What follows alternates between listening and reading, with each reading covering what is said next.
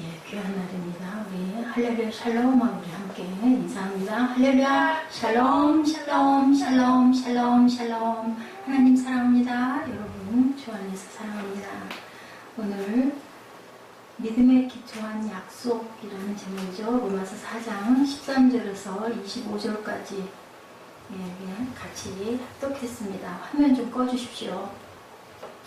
자연계에 법칙이 있죠. 가을이 되고 겨울이 되고 또 여름, 그 뜨거운 여름이 이거 이렇게 가다가는 어떻게 살아. 올여름 참 더울 때가 없을 만큼, 기억이 안 날 만큼 엄청 더웠는데 어느 날 갑자기 그죠, 말복 하루 전날인가 해서 기억을 합니다. 순간에 새벽에 그때 느낌이 사양 가을 느낌이 냄새가 난다 했는데, 그리고 나서는 쭉 가을, 중간에 물론 따끈따끈하기도 하지만 한낮에는 차를 타고 다니면 참 따갑다라는 느낌이 들지만 정말 숨 쉴 만큼 아침 저녁으로 서늘한 바람이 불더니 어느덧 추석입니다. 추석하면 우리 크리스찬들에게 가장 감사하는 추수감사절과 같은 절기라는 느낌이 들죠. 우리 봉사에서 하나님께 감사하는 귀한 그러한 기념을 하는 그러한 날. 오늘은 무슨 보름달이 활짝 떴을까요? 우리 보름달을 제가 아직 못 봤는데, 달 맞이들하고 달 치다보고 소문 빈다고 그 가까운 사람들끼리 또 부부끼리 가족끼리 또 연인끼리 이렇게 제 기억에 그 달 잘 보이는데 달려갔던 그런 그 밤의 기억들이 있습니다. 그런데 자연계에 이렇게 하나님의 그 법칙이 있듯이 또한 하나님 세계에 또한 법칙이 있다라는 거죠. 이게 가장 중요합니다. 그런데 그 법칙을 우리가 온전하게 깨달아 알거나 그것을 온전하게 인정하지 않으려고 할 때 우리 그 신앙생활에 엄청난 갈등이 생긴다. 하나님 나라에서는요, 기적은 별로 중요하지가 않습니다.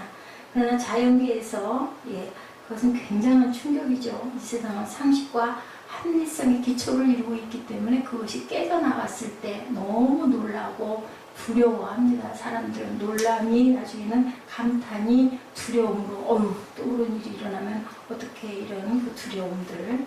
자, 하나님 세계의 기초는 뭐예요? 그게 아니에요. 믿음이에요. 안 보이는데, 눈에 보이지 않고 내 마음대로 되는 것도 아닌 것 같은 그 믿음. 아무것도 아닐 것 같을 것도 같은데 사실은 굉장히 중요한, 사람과 사람 사이에 가장 그 큰 자리를 차지하는 것이 바로 이 신뢰가 아닐까 생각을 합니다. 어떤 사람을 내가 정말 믿으면 그 사람이 하는 말은 그냥 다 믿어지고, 말 한마디 하면 알았어 이렇게 되는데, 믿지 못하면 자꾸 물어보게 되죠. 뭐 때문에 그런데? 왜 그런데? 그게 맞아? 그게 정말이야? 그러다 보면 다툼이 생기고 이해의 혼동이 오게 됩니다. 이것과 똑같다라고 생각을 하면 되죠.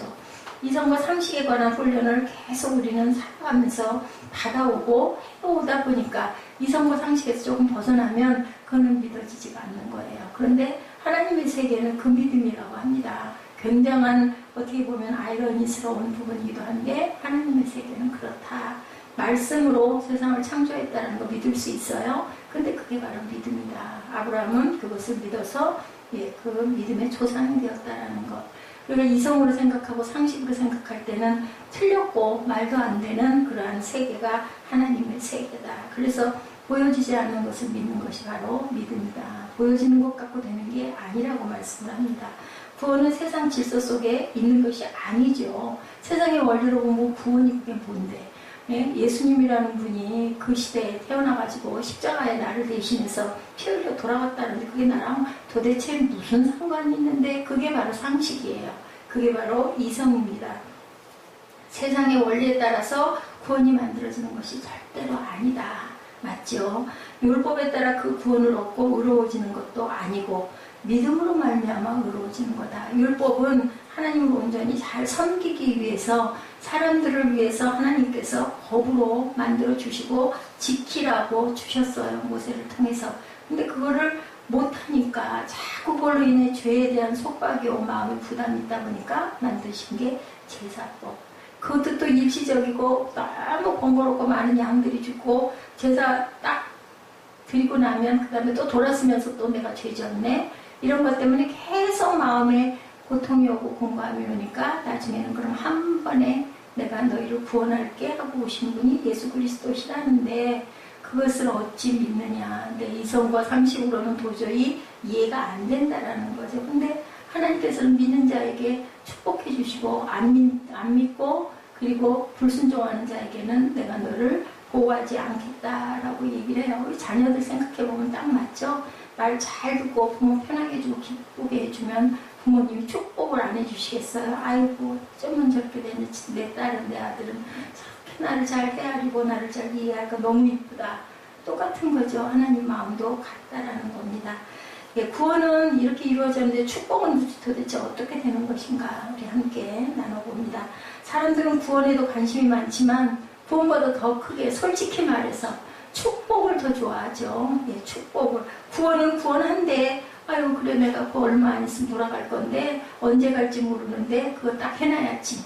내가 보험으로 타놓을 거야. 나 보험료 부을 거야. 하고 열심히 교회도 나가고 주일도 지키고 헌금도 하고 하나님 말씀대로 살려고 노력도 하고 11조도 해야 된다니까 하고 성전 짓는다니까 또 건축 헌금도 하고 또 누구 좀 돕자고 하니까 또 거기도 또 하고 그냥 이렇게 계속 짤짤매고 가고 하는데 하나님께서는 왜 나를 편하게 잘 살게 축복이라는 걸 안 해주셔. 이게 오히려 사실은 더 우리 생활과 직결되어 있는 거예요.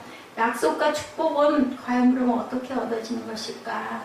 하나님 나라의 축복과 약속은요, 내 행함으로 의롭다함을 얻지 못한대요. 뭐로 의롭다함을 얻는데요? 믿음으로 의롭다함을 얻는다라고 또 말씀을 합니다. 13절에 아브라함이나 그 후손에게 세상의 후사가 되리라고 하신 언약은 율법으로 말미암는 것이 아니요 오직 믿음으로 믿음의 의로 말미암는 것이니라. 근데 또 아이러니하게도 우리가 의롭다 할 자가 한 명도 없대요. 의롭다 하면 누가 주신대요? 예수 그리스도가 우리를 구원해 주심으로 내가 너를 의롭다고 칭해 줄 거다. 칭해 준다라는 것은 내가 그냥 그렇게 불러줄게. 너 자격 없어. 너 반에서 반장할 자격 없는데 너 한번 해봐. 내가 너 세워줄게. 그냥 쉬운 얘기를 이 얘기예요. 근데 그것을 딱 맡겼더니 잘하는 사람이 있고 맡겨서 이름을 딱 만들어 줬는데도 끝내 못하는 사람도 있기는 해요. 근데 그 얘기도 있죠. 자리가 사람을 만든다. 그래서 교회에서 집사 안수하고 안수집사 안수하고 권사 안수하고 장로 안수할 때 그런 것들로 논쟁이 참 많다고 합니다. 기준은 있죠. 교회 기준들은. 그걸 누가 알겠어요? 누구만 알아요? 하나님이 알죠. 아니 믿음은 보여지는 걸로 되는 게 아니래요. 그런데 교회 나가고 열심히 봉사하고 열심히 실조해도 진짜 그 사람이 그 자격이 있는지 없는지 누구만 알아요? 하나님이 아세요. 근데 어쩔 수 없어. 우리는 누군가를 피택해야 되니까 그런 몇 가지의 기준을 놓고 그렇게 해서 집사 안수를 줬는데 안수 집사 안수를 줬는데 장로 안수를 줬는데 그것을 잘 감당하고 안 하고는 하나님께서 은혜를 주시고 본인께서 그 마음을 먹고 열심히 달려가느냐에 따라 달렸다라는 거죠. 그러니까 의롭다 칭해 주셔야 우리가 구원에 이른다. 상속자가 되는 것은 그렇죠. 노력해서 되는 게 아니에요. 상속자는 누구만 상속을 받아요? 재산 상속? 아들만 받아요? 못생겼어도 못났어도 이웃집 아들이 훨씬 똑똑하고 훨씬 효자고 훨씬 잘생겼어도 그 아들에게 내 것을 물려주는 아버지는 아무도 없어요. 아들이 없으면 누구에게 줘요? 딸에게라도 주죠. 이렇기 때문에 그 집안의 자녀로 꼭 태어나야 한다. 근데 그 자녀로 태어나는 건 내 맘대로 되는 건 아니다. 그렇죠? 나침으로 인하여 내가 내 아버지의 아들이 되기도 하고 딸이 된다.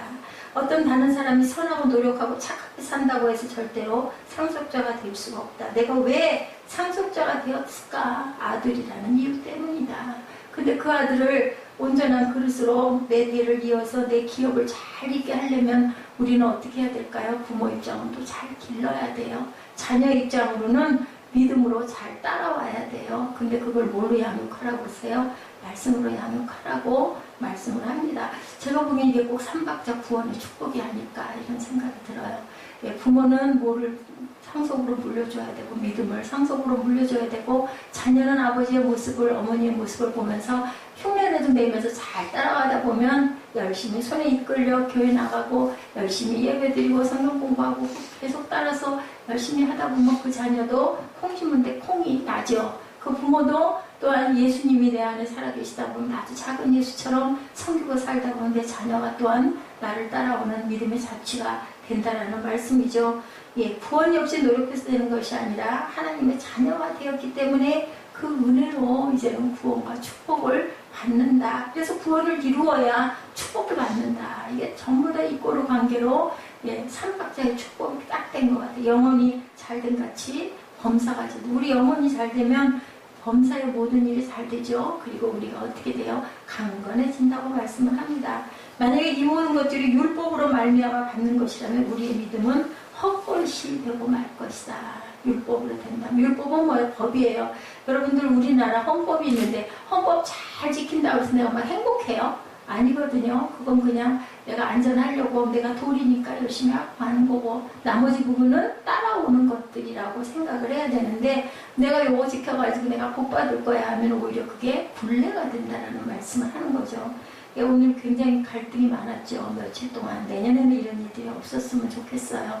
그러게요. 제가 잘못했다는 생각이 들었습니다.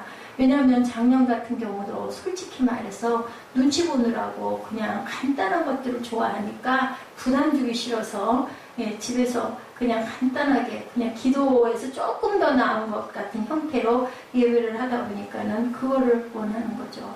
편한 거 좋아하는 사람. 마음이 많이 아팠어요.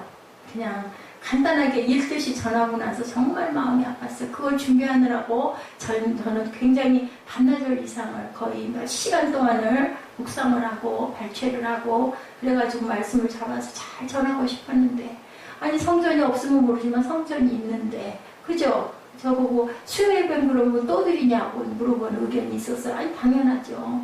예, 그러면 저희 교회에 나오는 다른 그 가정의 성도들이 수요예배 나오고 싶어하면 저는 그냥 오늘은 아침에 추석 예배 드렸으니까 수요예배는 없습니다. 그럴 수는 없을 것 같아요. 혹여 그런 어떤 법으로 모두 다 추석 예배 교회 나오시오 해서 그 가정에 안 믿는 사람은 내버려두고 어느 가정에 한 명, 저 가정에 한 명 나오고 나서 결국에 오늘 우리 다 예배 드렸으니까 이거 수요 예배는 이렇게 약합시다 하고 그랬을 수는 있을지 모르지만 그건 아니다 생각을 했어요.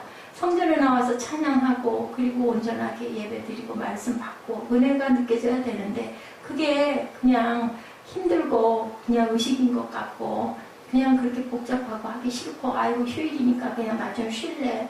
근데 그게 참 중요한 거는 습관이 한 번 편하다 보면 점점 더 편해지려고 한다. 1년에 몇 번 있는 그러한 어떤 추석 또 뭐 설 그리고 뭐 송구영신 그리고 크리스마스 그리고 뭐 신년 예배 그거죠. 다른 뭐 추석 삼사절이나 이런 건 뭐 다 주일날 그렇게 넘어가지 또 예배 드리는 일이 없는데 그게 예배가 뭘까라는 생각을 제가 오늘 돌아오면서 했습니다. 많이 고뇌서 제가 미리 준비를 했어야 되는데 어제도 제가 어떻게 하루를 그렇게 여기저기 다니다 보니까 비 오고 그래서 오늘 예배를 온전하게 다 완성을 해놓지 못하고 그래서 많이 고뇌가지고 왜냐하면 집중을 하지 않으면 아무리 앉아있어도 아무 소용이 없거든요.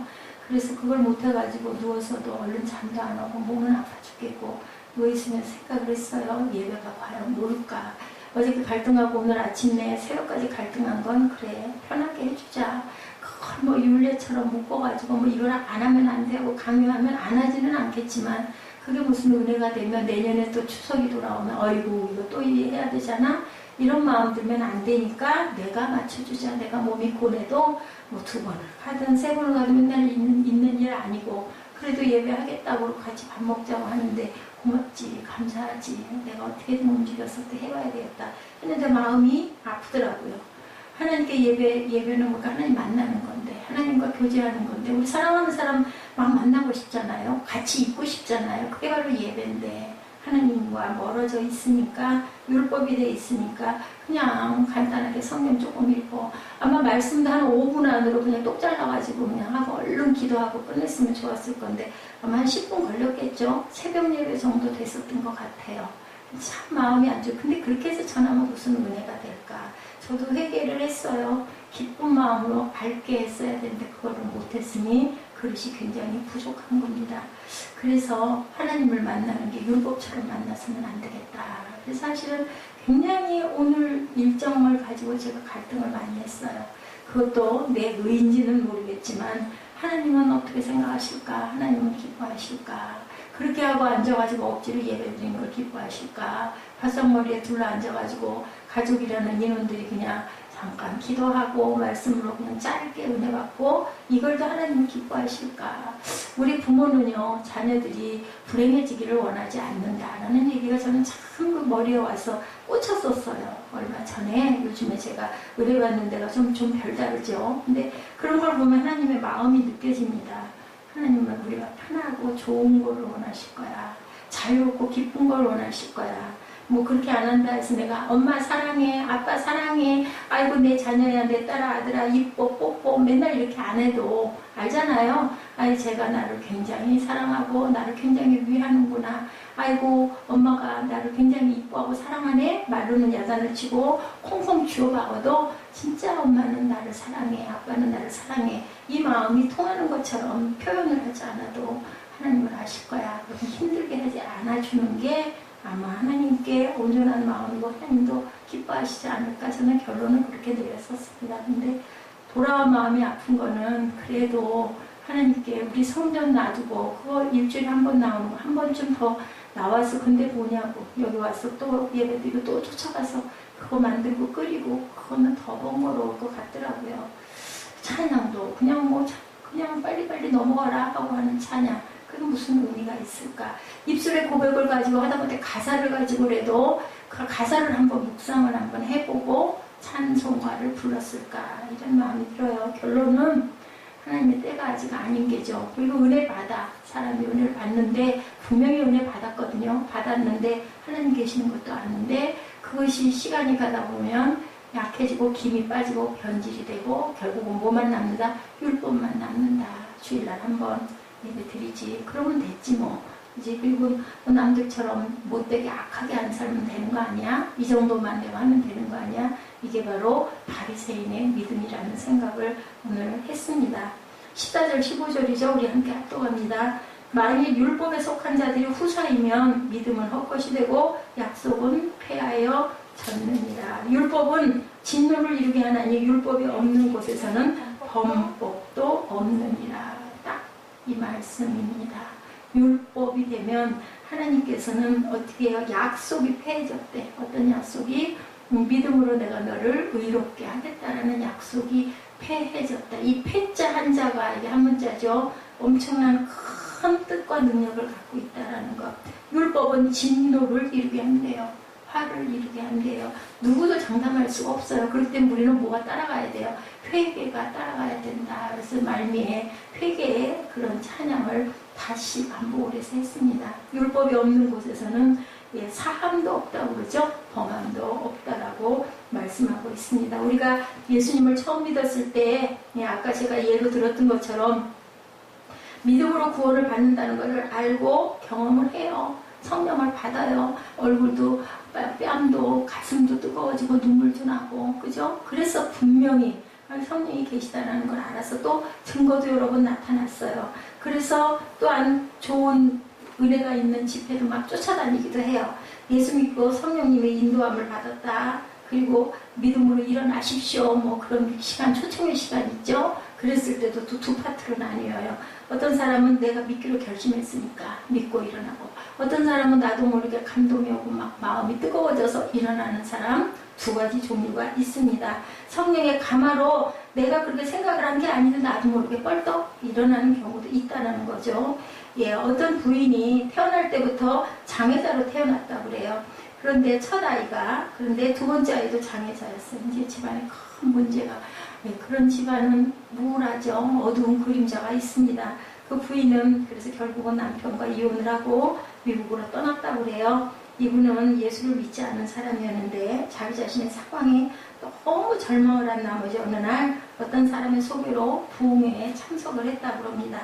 부흥회에 참석하는 가운데 아까 제가 말씀드린 대로 강사로 오신 목사님이 절망 가운데 있는 사람을 위해 기도해 주겠다고, 그 기도를 받고 싶은 분은 일어나십시오 라고 얘기를 했대요. 그래서 나갈까 말까 고민을 했는데요. 누군가가 뒤에서 자기를 확 밀더래요. 그래서 깜짝 놀라가지고 튀어나갔대. 근데 뒤를 보니까 아무도 없었다라는 게 문제이고, 아무도 없었다라는 게 도대체 이게 뭘까인 거죠. 성령이 뒤에서 밀었다는 거죠. 결과적으로 믿거나 말거나. 뒤에는 아무도 없는데 나는 누가 뒤에서 밀쳐져서 앞으로 튕겨져 나갔으니까. 그렇게 해서 그분이 기도를 받고 또한 아이가 치유받다 보니까 너무 놀라고 너무 감사해서 예수를 믿게 되었다라는 얘기가 있습니다.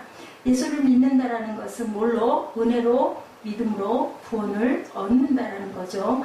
그렇게 되면 나 같은 죄인을 예수님이 살리셨다고 고백해요. 아까 얘기한 처럼 은혜 받아요. 내가 원하던 거, 내가 기도하던 기도 제목이 이루어지면 너무 의외로, 너무 사람의 힘으로는 아닐 것 같은 일, 그게 이제 쉬운 일이고 기적. 그런 게 딱 보여주고 하다 보면 예수를 안 믿을 수가 없죠. 눈물 흘리죠. 그리고 기뻐하고 감격하고 막 신이 나고 춤을 출 것 같고 다니면서 막 얘기를 합니다. 이런 일이 일어났었어.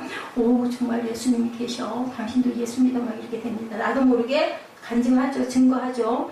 근데 한참 지나다 보면 그게 조금씩 어떻게 돼요? 흐려져요. 기쁨을 잃어버리고 감격도 잃어버리죠.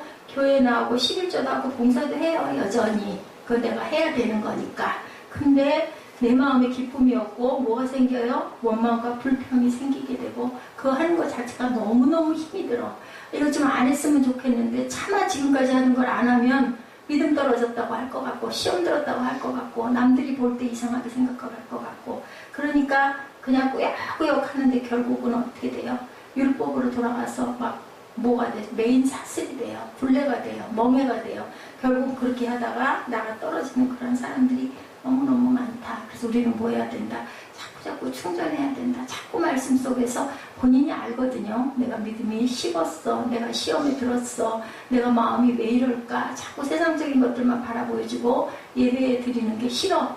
귀찮아. 가기 싫어. 그냥 빨리 시간이 얼른 갔으면 좋겠어. 왜 이렇게 안 끝나? 왜 저 목사님들 설교가 길어? 이런 마음이 들면 일단은 내가 시험에 들었다. 사단이 나를 조금씩 좀먹고 있다라고 그걸 우리가 알 수 있어요. 그럴 때는 어떻게 해야 될까요? 빨리 회개하고 돌이키고 믿음의 은혜를 받을 수 있는 방법을 찾아야 돼요. 찾고 두드리고 그리고 또한 구해야 되는 그런 믿음이 있어야 됩니다. 가만히 앉아가지고 그죠? 어떤 것으로 인해 시험 들고 나면 막 원망하고 불평하고 가만히 앉아있다 보면 결국은 그러다 보면 하나님을 떠나는 너무나 안타까운 일들이 얼마나 많은지 모릅니다. 그래서 일생에 가면서 정말 하나님을 꾸준히 그래서 그런 사람들 모태신앙인들이 오히려 열심히 그냥 그래도 하나님 계시지 하고 다닌다는 얘기를 하게 돼요. 뜨겁게 붙는 불은 빨리 붙는 바를 쉽게 꺼질 수도 있다. 은혜의 생활에는 뭐가 있어야 돼요? 감격과 눈물과 기쁨이 있는데 율법 생활에는 의무와 부담과 피곤함과 그리고 경쟁심만 있습니다. 시기심, 다툼, 교회에서 그렇게 싸움이 일어나죠. 자신의 행위를 막 강조해요. 나는 이렇게 했는데, 나는 이만큼 하는데, 막 이렇게 되는 거죠. 그래서 또 어떻게 보면 그런 것 때문에 또 더 열심을 내는 경우가 있어요. 옆에서 바라보면서. 가장 어려운 것이 개척교회일 것 같아요. 제가 보기에는. 성도가 많은 데서는 목사님 막 인정해주고, 주변에서 칭찬해주고, 그것 때문에 더 열심을 낼 수도 있는데, 바라보면서. 그죠? 우리 학교에서 공부할 때도 제가 나보다 좀 잘해. 그럼 그 목표로 해서 막 열심히 하잖아요. 그다음 내가 또 조금 올라가면 그 친구들도 막 따라오려고 또 열심을 내잖아요. 그렇게 되기 때문에 그게 조금씩 자라갈 수도 있는데 개척교회는 해도 항상 바닥이에요. 끝이 없이 내가 없으면 절대로 안 돼. 그러다 보면 그게 분레가 될 수도 있다는 거죠. 그래서 우리는 각자 나름대로 여러 가지로 방법들이 다르겠죠. 나는 찬양으로 아니면 내가 그냥 잠잠한 묵상으로 아니면 내가 어떤 걸 목표를 정해놓고 뭐 성경을 쓴다든지 아니면 듣는다든지 어떤 그런 시간을 가지면서 내가 자꾸 믿음을 길러나가고 말씀 공부를 하면서 말씀 공부 속에서 또 은혜를 느끼기도 하고 그래서 성경 공부가 중요하기도 합니다. 공짜로 예수 믿는다는 사실이 내 일상 생활과 경험과 지금까지 살아왔던 교육에는 위배되는 것, 자신의 행위를 자꾸 강조하면서 은혜로 산다는 개념은 이해하기가 어렵고 나를 생활하기가 어렵다. 은혜로 구원을 얻고도 우리는 모르는 사이에 어디로 돌아가요? 행위로 돌아가. 내가 이만큼 했으니 나는 은혜가 더 충만해야 돼. 근데 뭐야 이렇게 애를 쓰고 이렇게 열심히 했는데 왜 나는 기쁘지가 않아? 막 그러다 보면 원망과 불평이 생긴다라는 거. 그 마음이 되면 나 시험에 들었구나. 얼른 깨달아. 적신호가 켜졌다. 알아야 된다는 거죠. 내가 행위를 잘하면 기분이 좋고 행위가 나쁘면 기분이 나쁘고 모든 것을 무엇과 고상하려고 하고 비교하려고 하는 마음이 생긴다. 그래서 나도 모르게 피곤해져요. 그리고 갈등을 하고 자꾸 고민하게 됩니다. 내가 신앙생활을 꼭 이렇게 해야 돼. 이렇게 유별을 떨어 또 주변에서도 얘기를 하죠. 아니 뭐 이렇게 교회에 매달려 그렇게까지 예수 믿어야 은혜를 받고 천국 간대 이런 말들을 많이 하게 돼요. 근데 뭐예요? 그릇들은 각자 다 분량도 다르고 색깔도 다르고 내가 해야 할 그러한 어떤 그 세계도 다르다라는 것을 알아야 되죠. 구원의 대가는 그럼 뭘까? 이렇게 내가 열심히 구원받기 위해서 애를 썼어요. 율법을 가진 자는 어떻게 구원을 할까? 율법을 가진 자도 믿음으로 구원을 받는다라고 말씀합니다. 하나님은 율법을 가진 자를 갖지 않는 자나 할례를 받은 자나 할례를 받지 않은 자나 다 구원한다라고 히브리서에도 계속 얘기하고 있죠. 예, 그렇기 때문에 다 구원을 받는다. 행위로 구원하지 않고 뭘로? 믿음으로 구원하신대요. 우리 중에 신앙생활이 피곤하고 시험이 많고 마음이 복잡하면 어떤 사람이다 생각을 해라. 나는 율법만 남았구나. 은혜가 떨어졌구나. 은혜를 다시 한번 내가 회복해야 되겠다. 그러려면 첫 번째 마음밭을 닦아야 되겠죠? 회개가 바로 그거죠. 뭐가 들어앉았나 내 마음속에 지저분한 게 때가 뭐가 꼈나 누구를 막 원망하고 욕하고 시기하고 이를 갈고 있나 내 굴레는 뭔가를 깨달아 알아야 된다. 그래서 믿음으로 얻은 구원을 율법으로 바꿔버린 이것들을 깨뜨릴 줄 알아야 된다. 눈물이 없어지고 감격도 없어지고 감사도 찾아볼 수 없고 메마른 사람이 되어버리는 그것이 바로 16절에 나타나 있죠. 그러므로 후사가 되는 이것이 은혜에 속하기 위하여 믿음으로 되나니 이는 그의 약속을 그 모든 후손에게 굳게 하려 하십니다. 이것도 똑같은 후사가 되는 이것이 뭘로? 믿음으로 된다. 약속을 그 모든 후사에게, 후사는 뭐예요? 우리 다음 때에게 굳게 하려 하신다. 율법에 속한 자일 뿐 아니라 아브라함의 믿음에 속한 자에게더니 아브라함은 하나님 앞에서 우리 모든 사람의 무슨 조상이 됐어요? 예, 믿음의 조상이라고 이렇게 증거하고 있습니다. 내가 상속을 받은 것은 아까도 말씀드렸지만 우리 아버지의 아들이기 때문이지 내가 잘나서가 아니다. 내가 똑똑하고 내가 공부를 많이 하면 상속자가 되는 게 아니고 그 사람의 아들이기 때문에 내가 그 사람의 상속을 받는다. 내가 공부를 잘하고 선행을 많이 해서 후사가 되는 게 아니다. 부모가 자녀를 사랑하는데 절대 조건이 없죠. 물론 아이가 말 잘 듣고 똑똑하고 공부도 잘하고 뛰어나면 막 기분이 좋죠. 어깨에다 날개를 안고 단 것 같고. 근데 그게 내 게 아니에요. 그 아들의 거지, 그 딸의 거지. 근데도 부모는 너무 기뻐. 내 새끼가 아이고 저렇게 대단하게 저렇게 착하고 저렇게 뛰어나고 똑똑해. 그럼 누구에게 기쁨을 줘요? 엄마 아빠가 기뻐지죠. 엄마 아빠 것은 아닌데 하나님 사랑이 바로 이렇다. 부모가 자녀에게 밥값 내놔라 그러면 율법이 아니에요. 근데 그런 얘기 옛날 애들 많이 했어요. 너 자식 이만큼 길러놨으니까 이제 밥값 내놔. 내가 너한테 드린 돈이 얼만데 그거 벌어 갚아. 뭐 약간 농담 반. 또 때로는 부모님이 막 한 대 쳐가지고 내가 땅 팔아서 밥 팔아서 집 팔아서 너 대학 공부 시켰어. 이제 네가 벌어서 나를 먹여 살려. 뭐 이런 얘기들 많이 하죠. 내가 너를 위해 얼마나 고생했는데 보상을 받으려고 합니다. 부모로서 당연히 받아야 되지 않느냐 하면서 그렇게 외칠 때가 많은데 다 받을 때까지 결국은 그렇게 하는데 그 사람은 부모의 자격이 없다. 하나님은 그런 분이 아니다. 라는 말씀을 합니다. 자식이 그 집에서 밥 먹을 때 밥값 내놔라는 부모는 없어요. 우리 신앙생활의 비유예요. 이게 우리는 자꾸 밥값 내고 밥 먹겠다고 말한다는 거예요. 밥값이 상관없이 하나님 사랑하는 마음으로 우리는 밥을 먹을 수 있고 하나님 안에서 우리가 그죠? 치료도 받고 보호도 받고 그리고 하나님이 나를 인도하고 이끌고 가신다. 뭐 안에서? 그 사랑 안에서. 구원은 은혜로 주었는데 율법으로 바꾸고 따지고 고치고 개선하려고 하면 결국은 남는 것은 너무너무 피곤한 갈등과 마음의 상심과 혼란밖에 일어나는 게 없다. 우리를 후사로 상속자로 주신 것은 믿음의 은혜다. 내가 똑똑하고 잘하고 뭘 엄청 똑똑하게 잘해서 그런 게 아니다. 율법으로 된 것이 아니고 뭘로? 행위로 된 것이 아니다. 믿는 자에게 주신 이 구원은 율법을 가진 자에게도 구원이고 율법을 갖지 않은 자에게도 구원이라고 말씀합니다. 이스라엘에게도 구원이고 이방인에게도 구원이다. 아브라함은 하나님 앞에서 우리 모든 사람의 믿음의 조상인데 이 구원은 실로 정말 감격스럽고 놀라운 거죠. 공부하고 배우고 경험했던 것이 구원이라면 그것은 구원이 아니죠. 공부 안 한 사람은 구원을 못 받냐고요. 제가 지난번에 요즘에 늘 드는 생각이 내가 이렇게 약한데 천국이 눈에 보인다면 나는 절대로 천국에 갈 수 없을 거야. 그죠? 구원을 강하고 똑똑하고 그죠? 재산이 많은 사람만 구원을 받을 수 있다면 그저 힘 있는 사람만 받을 수 있잖아요. 그 눈에 보인다면. 하나님이 그래서 비밀로 두시지 않았을까? 어떤 자만 하나님을 사랑하고 그 세계를 사모하는 자에게만 은혜를 주시려고 감추어놓은 비밀은 이유가 있다라는 거죠. 그 보물을 네가 원하니 천국이 분명히 있단다. 그걸 발견한 사람들은 그 세계에 들어갈 수 있는 자격을 내 아들이다라는 자격을 주신다라는 거죠. 예, 자다가도 그죠? 구원을 받은 사람들은 처음에는 막 눈물 나죠. 자다가도 깨고 밥 먹다가도 울고 찬양하다가도 울고 눈물이 끊임없이 흐릅니다.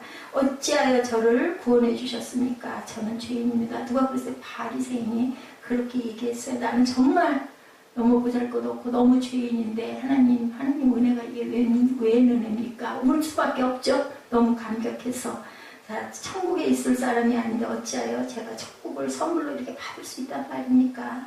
우리가 살아가고 있는 세상 시소 속에서는 상상할 수 없는 개념들이 천국에서는 일어나고 있다. 자연의 법칙과 하나님의 법칙은 이렇게 다르다. 자연은 정말 정확하게 와요. 그죠? 어쩌면 절기가 그렇게 정확하게 맞는지. 그런데 하나님의 법칙은 그렇지가 않다. 자, 우리는 구원받는 자는 굉장히 믿을 수 없을 만큼 감격을 합니다. 믿음으로 구원을 받고도 우리가 그런데도 불구하고 이렇게 율법으로 돌아가기가 쉽다. 내가 이전에 살았던 세상의 개념으로 자꾸 살려고 돌아가죠. 우리 그 다이어트 하면 뭐가 온다고 그래요? 열심히 했는데 순간이죠. 요요 형상이 온다고 그래. 다시 되돌아가는. 탄력을 받으면 공을 튕겼을 때 어디로 가요? 다시 제자리로 고무줄에다가 매갖고 이거 우리 어려서 많이 했죠. 그러면 두들기고 다시 뛰어 올라옵니다. 이게 우리 마음 안에 죄의 악의 근성들이 있기 때문에 은혜를 주셨는데도 그 눈물 그냥 한 방울만한 은혜를 받아가지고 그것도 깜짝 놀라서 했는데 결국은 세상은 어때요? 눈물 한 방울에 비하면 너무너무 분량이 커요. 세상에 살아가다 보면 그냥 그 눈물을 어디로 가는지 말라버린다. 그렇기 때문에 우리는 늘 은혜를 받아야 되고 사모해야 된다. 16절에도 아브라함이 모든 사람의 조상이고 17절에는 뭐라고 말해요? 민족의 조상이다. 18절에는 많은 민족의 조상이 되게 하려 함이다 라고 이렇게 증거합니다. 이 세 절에 나오는 공통점은 아브라함이 모든 민족이 뭐라고요? 조상이라는 걸 강조하죠. 모든 믿음의 조상이라는 말은 그전에는 믿음의 사람이 없었다라는 거죠. 조상은 맨 꼭대기가 조상이니까. 예, 이런 증거가 됩니다. 그 사람이 처음으로 믿음의 사람이 되기 시작했다라는 거죠. 우리가 믿음의 조상이 되어서 우리 가문에 그래서 많은 후사람들이 나중에도 우리 할머니가 정말 믿음으로 굳게 하나님의 나라를 세웠어 라는 그런 칭찬을 받는 저와 여러분 되시기를 주 이름으로 축복합니다.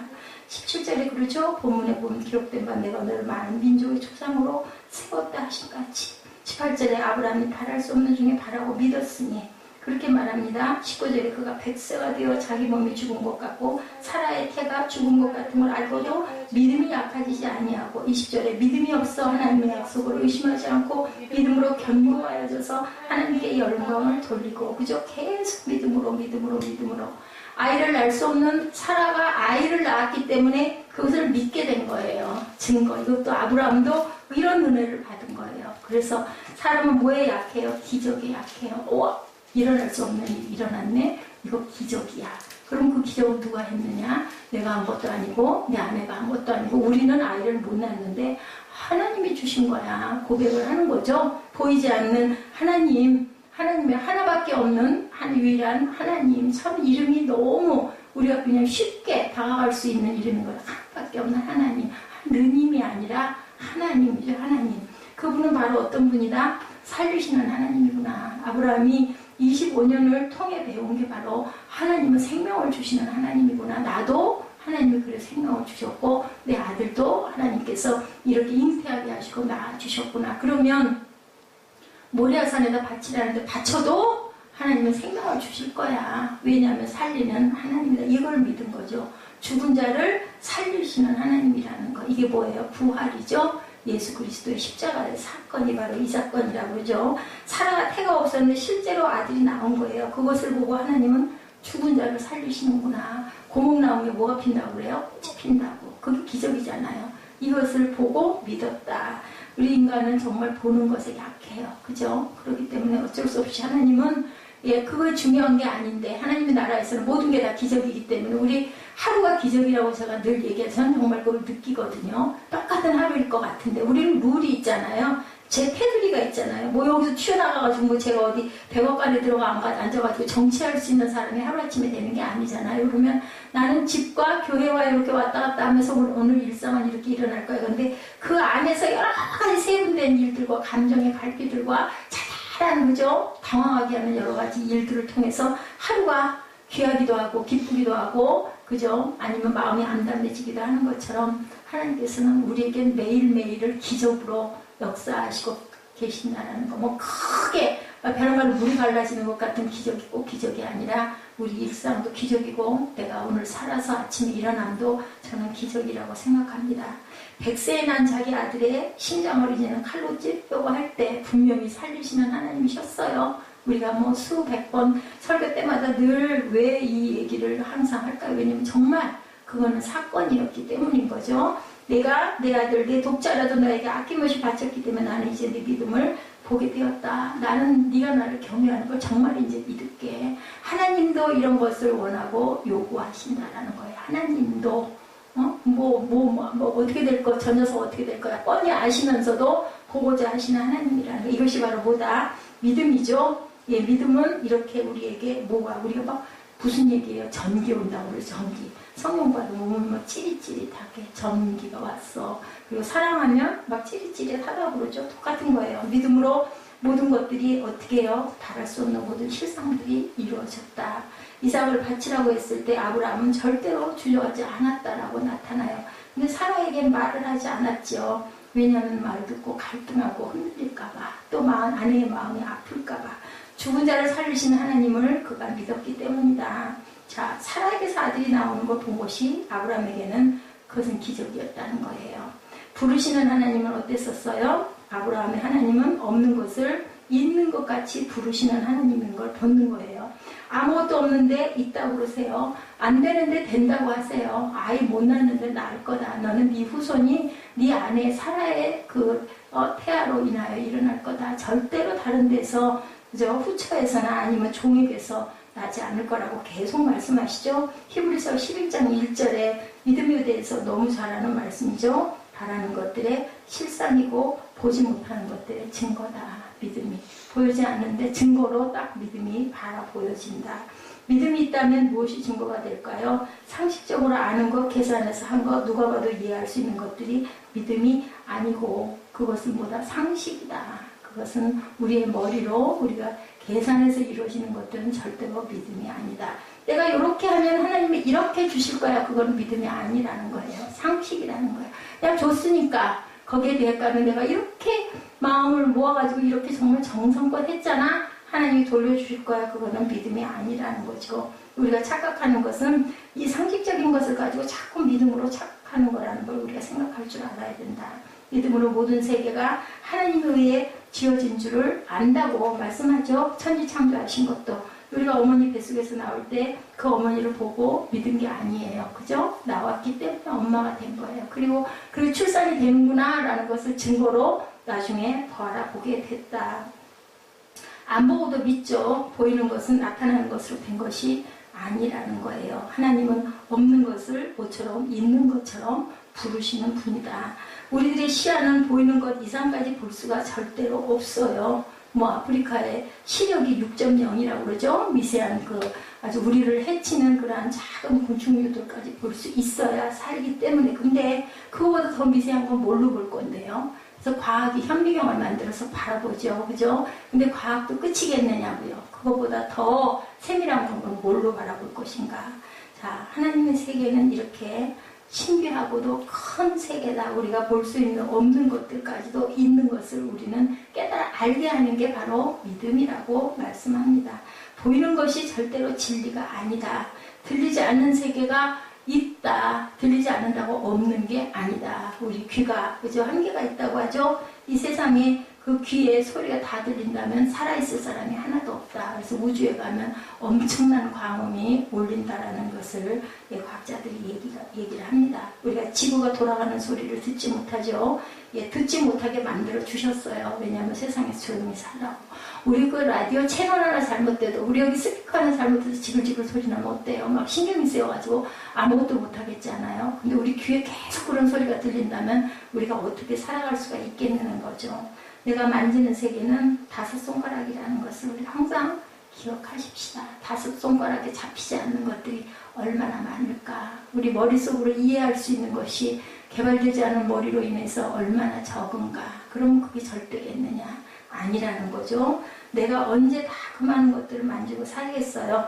우리가 살고 있는 세상의 세계는 그저 영원한 세계에 비하면 아무것도 아니라는 것을 다시 한번 생각해 봅니다. 어찌 이러한 제한된 인간이 하나님을 어찌 이해할 수 있겠는가? 하나님 그러시죠? 내 생각과 뜻은 너보다 높고 깊다라고 말씀합니다. 그렇기 때문에 네가 그걸 다 모르는 거야. 근데 하나님을 열심히 알고자 하면은 조금씩 그죠? 벗겨져 나간다. 근데 노력도 안 하고 기적처럼 맨날 내 입으로 맛있는 게 좋은 게 막 뚝뚝 떨어지기를 바라는 것은, 그것은 뭐예요? 전혀 자격도 없이 뭔가를 막 원하는 욕심일 수밖에 없다. 우리는 항상 열심히 원하고 찾고 구할 줄 알아야 된다. 믿음의 세계가 있다고 하는데, 영원한 세계가 있다고 하는데, 세상 사람들은 아무것도 보지 못하지만 믿음의 사람들은 뭔가 느끼고 보죠. 사랑하는 사람끼리는 이 사람 지금 뭐하고 있어 하면 딱 맞을 때가 너무 많아요. 생각하고 있으면 그 사람도 내 생각을 하고 있고, 내가 전화 걸어야지 할 때 전화가 딱 올 때가 너무 많습니다. 그게 뭐예요? 정말 내가 내 마음이 그 사람에게 향해 있으면, 그렇다면 우리가 하나님을 향한 마음을 갖고 있으면 성령이 우리에게 알려주시지 않겠어요? 그래서 말할 수 없는 탄식으로 나의 빌바를 알지 못할 때 대신 빌어주시는 하나님이다 라고 성령이 증거하고 있죠. 현실을 추구하지 말고 우리는 무엇을 그렇기 때문에 추구해야 된다. 하늘나라를, 비전을 추구하고 나아가야 된다. 보이지 않지만 하나님께서 이루어 주실 것을 믿고, 또한 하나님의 뜻대로 해 주실 것을 믿고, 사람들은 어떻게 그렇게 하고 사냐 얘기하지만 믿음의 모든 우리 조상들은 그렇게 살아왔다. 자, 그 높은 산 꼭대기에 배를 지으려고 했던 노아를 사람들은 귀를 기울였든가 아무도 기울이지 않았으면, 거긴 성경에는 그렇게만 나와 있지만 실제는 어땠을까? 왕따였을 것 같아요.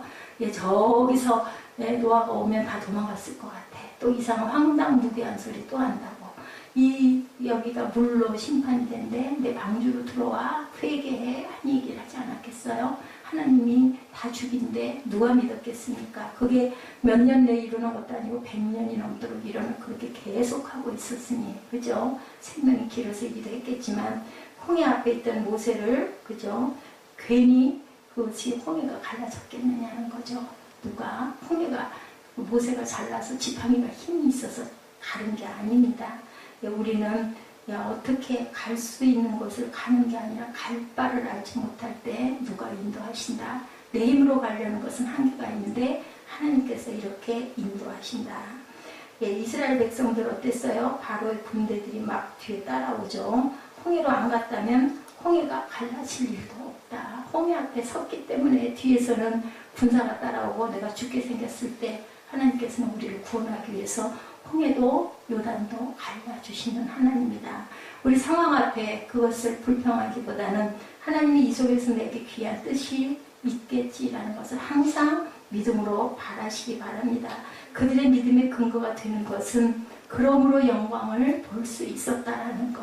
근데 끝까지 하나님을 안 믿고 불평한 자들은 결국은 가나안에 들어가지 못했다. 그래서 제가 지난번에 말씀드렸죠. 금요일날 광야의 세대가 있고 가나안의 세대가 있는데, 가나안의 세대가 바로 구원받은 세대고 그 가나안이 교회 안에 있다는 것을 제가 상징적으로 말씀을 드렸어요. 하나님께 만나도 내려주셨죠. 물도 단물을 주셨어요. 쓴물도 보여내서 아주 엄청나게 많은 걸 보여주셨는데도 불구하고 끝까지 믿지 않으면 결국은 그저 죽을 수밖에 없는. 그래서 우리를 살려놓으신 것은 어떻게 살려놓으셨다? 우리에게 기회를 주시려고 살려놓으셨다. 제가 생명이 다하는 날까지 하나님을 계속 느끼고 가다가 결론적으로는 하나님께서 심판을 받을 때 내가 어느 자리에 서 있는가, 그것은 우리 영이 하나님의 나라를 향해 가고 있었나, 아니면 세상 쪽을 온전할 수가 없으니까 세상 쪽에 많이 속해 있었나에 따라서 우리의 구원은 결정이 된다. 그렇습니다. 19절에서 22절까지 우리 한번 봅니다. 그가 100세가 되어 자기 몸에 죽은 것 같음과 사라의 태에 죽은 것 같음을 알고도 믿음이 약하여지지 아니하고 믿음이 없어 하나님의 약속을 의심치 않고 믿음에 견고하여져서 하나님께 영광을 돌리며 약속하신 그것을 또한 능히 이루실 줄을 확신하였으니 그러므로 이것을 그에게 의로 여기셨느니라. 그에게 의로 여기셨다 기록된 것은 아브라함만 위한 것이 아니요 의로 여기심을 받을 우리도 위함이니 곧 예수 우리 주를 죽은 자 가운데 살리신 이를 믿는 자니라. 아브라함이 의로 여긴 것은 우리에게도 의로 여겨졌다라는 거예요. 중요한 것은 약하여지지 아니하고가 중요합니다. 그 세월을 요즘 하나님이 약속을 하셨으면 우리는 그죠? 아유 얼른 뚝딱 해줬으면 좋겠는데 하나님의 뜻과 하나님의 시간은 우리의 시간과 다르기 때문에 그것을 약하여지지 아니하고 끊임없이 구하고 믿고 바라고 기다리는 믿음을 가져야 된다. 그리고 항상 충만을 해야 된다. 그래야 하나님을 가까이 느끼니까 그게 답이라는 거죠. 하나님은 참 친절하신 하나님이에요. 제가 볼수록 성경 어디를 바라보나 항상 증거해 주시고 깨달아 알게 하시고 오 그렇구나 오 그러네 하고 또 돌았으면 우리는 어때요? 아유 그래도 너무 공부가 너무 힘들어. 왜 이거 빨랑 이거 해결 안 해주셔? 눈앞도 늘 깜깜해. 이렇게 자꾸 원망을 하는 게 이스라엘 광야의 백성들과 내가 뭐가 다를까? 나는 거기에 세워놓으셨다면 더 나았을 거라는 생각을 듭니다. 100세가 되어 아브라함은 불능에도 불구하고 사라의 태가 여성의 능력을 잃어버렸음에도 불구하고 모를 죽은 것 같음을 알고도 하나님께서는 이루신다. 그게 누구세요? 그게 하나님이시죠. 사람이 할 수 있는 것 같은 하나님이 뭐 필요해요? 필요 없죠. 우리가 할 수 있는 거니까. 이런데 우리에게 주신 약속의 말씀 위에서 아브라함이 그러한 믿음을 가질 수 있었던 근거는 아브라함이 스스로 묵상하고 상상하고 연구해서 노력해서 믿은 것이 아니라 어렸던 사람은 어렸을 때부터 그것을 하겠다고 생각했기 때문에 나이가 들어 이루었다고 하는데 그것은 믿음이기보다는 신념이다. 하나님께서는 우리에게 바랄 수 없는 실상을 항상 주신다.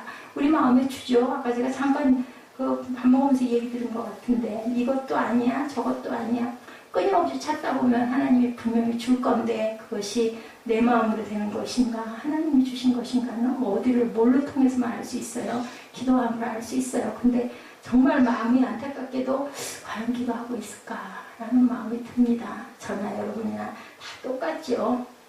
사랑하는 아들을 칼로 죽이려고 했던 믿음은 뭘까? 모세가 홍해 바다 앞에서 절망 속에서 하나님을 신뢰했던 그 믿음은 뭘까? 하나님이 그렇게 말하셨기 때문입니다. 그게 믿음이에요. 난 네 말 믿어. 그 사람의 한 말 내가 믿겠다. 하나님이 그렇게 말씀하셨으니까 난 믿어. 그죠? 어떻게 알겠어요? 될지 안 될지. 안 믿어도 죽고, 믿어도 죽어. 그럼 믿고 죽어야 되겠죠? 믿으면 하나님께서 우리에게 생명을 주시기 때문에 수없이 반복된 하나님의 약속은 실제로는 절대로 보이지 않는다. 근데 약속은 계속해서 있었고, 있고, 앞으로도 있을 것이다. 어떤 말씀이 1.1핵도 변함없는 하나님의 말씀이 시대도 세대도 초월해서 영원에서 영원까지 계시는 하나님의 말씀인 거죠. 아브라함은 하나님의 약속을 그래서 받았고 하나님의 기록된 약속을 믿은 믿음이다. 우리들의 믿음의 실패는 약속도 없고 소망도 없는데 혼자 좋아서 기대하고 꿈을 꾸다가 곤두박힌다라는 것. 지 마음대로 만들어 놓고 이거 해주세요 하고 기도한다라는 것. 성경에는 하나님의 약속들이 엄청 많지요. 너희는 마음에 근심하지 말라. 하나님을 믿으니 또 나를 믿으라. 내가 너희를 위하여 처소를 예비하러 가노라. 내가 가서 처소를 예비하면 다시 가서 너희를 나의 모이는 곳에 내가 데려가겠다. 너희가 세상에서 환난을 당하나 담대하라. 내가 세상을 이기었노라. 내가 다시 돌아올 것이다. 주님이 다시 돌아올 것이라는 말씀은요. 신약의 25구절마다 한 번씩 들어 있습니다. 믿음이란 이것을 믿는 것이에요. 이게 결론 말씀을 믿는 것이다.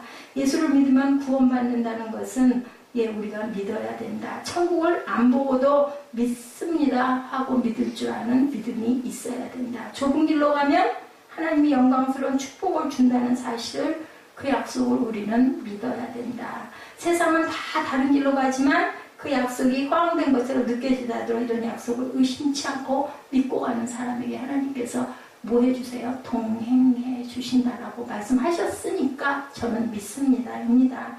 땅 끝까지 가서 제자 삼으라는 말씀을 내게 주신 약속으로 믿고 끝까지 가는 사람이 바로 믿음의 사람이다. 하면 된다고 가는 사람이 아니라 약속을 믿고 말씀을 믿었던 사람들은 구약에도 있었는데 임마누엘의 처녀가 잉태할 것이다 등 수많은 예언들을 성경에 기록하였지만 사람들은 그것을 믿지 않았다고 증거하죠. 그리고 메시아가 오시니까 십자가에 못 박아서 돌아가게 하셨어요. 예수께서 내가 죽으면 다시 살 것이다. 성전을 너희들이 헐어라. 내가 사흘 만에 다시 지을 것이다. 그러나 제자들은 믿지 않았어요.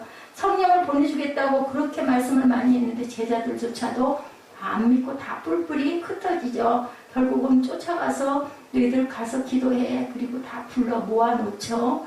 이런 것이 바로 불신앙인데 아브라함은 하나님의 모델이라고 말합니다. 23절에서 25절에 말씀하고 있죠. 저에게 의로 여기셨다 기록된 것은 아브라함만 위한 것이 아니요 의로 여기심을 받을 우리도 위함이니 곧 예수 우리 주를 죽은 자 가운데서 살리신 이를 믿는 자니라. 예수는 우리 범죄함을 위하여 내어 죽음이 되고 또한 우리를 의롭다 하심을 위하여 살아나셨느니라. 아브라함은 예수를 위해서 존재했던 거예요. 뭘로? 표상으로. 누구도 그죠? 예수님 앞에 왔던 세례 요한도 내가 앞길을 닦으러 왔노라고 얘기하죠. 아브라함은 믿음의 표상으로 구약에 존재했습니다. 하나님의 말씀을 믿고 보이지 않을지라도 믿는 그 믿음이 바로 온전한 믿음이라고 오늘 하나님께서 본문을 통해서 말씀하고 계십니다. 기도하시겠습니다.